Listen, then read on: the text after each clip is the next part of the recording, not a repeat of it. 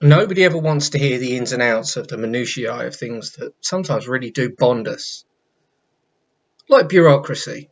I've had a situation that's been plaguing me since last August, and today it apparently came to a conclusion. But still, the main problem still exists, that they have not got the ability to credit me with what they owe me because they don't have my details. I've been trying to sort this out since August. There's no email address, there's no phone number, nothing.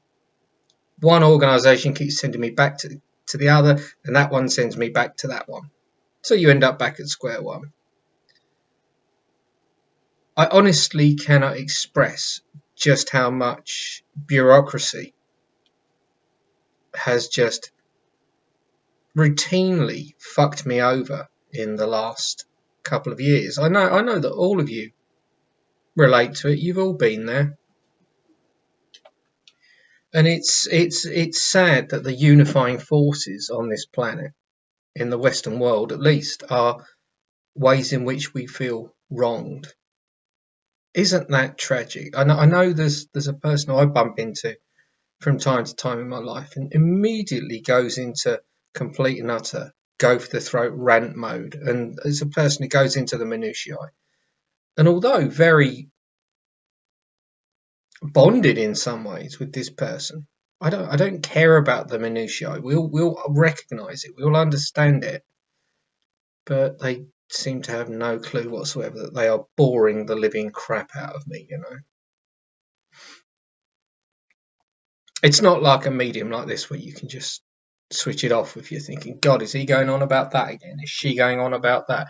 You know, I know what it's like when somebody just doesn't know when to stop.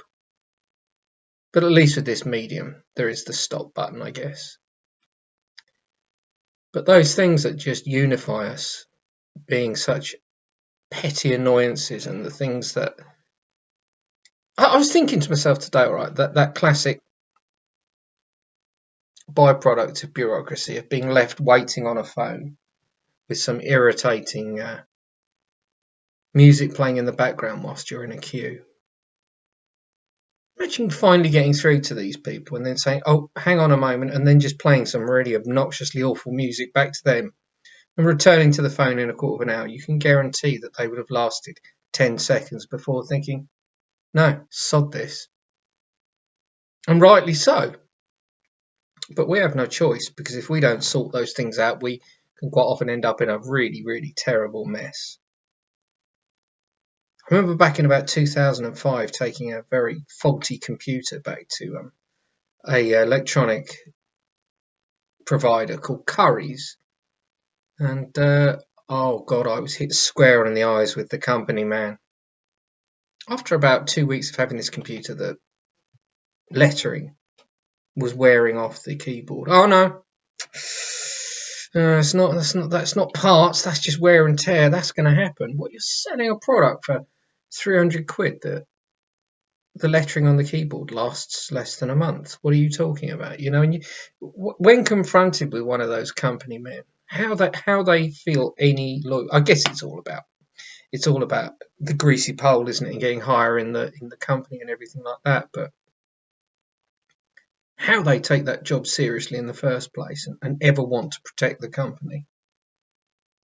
Cash incentive, I don't know. But I've had this many times where you'll go to an alternate person at the same desk, and this goes from doctor's surgeries up to buying a computer, where if you get the right person, you will get the service of a lifetime and get what is rightfully yours with no questions asked. And if you get the wrong person, God forbid,